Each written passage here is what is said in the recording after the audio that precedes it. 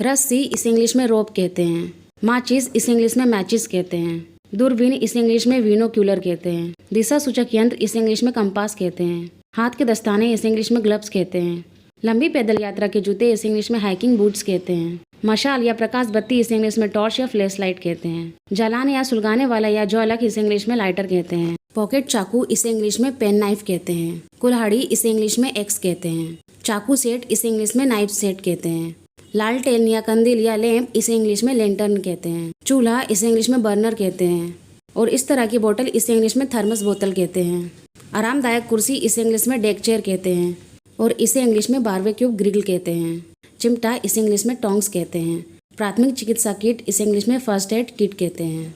चटाई इस इंग्लिश में मैट कहते हैं। कैंप का अलाव इस इंग्लिश में कैंप फायर कहते हैं। कबाब की सीख इस इंग्लिश में स्क्यूअर कहते हैं। पीठ थैला इस इंग्लिश में बैकपैक कहते हैं। तंबू इस इंग्लिश में टेंट कहते हैं।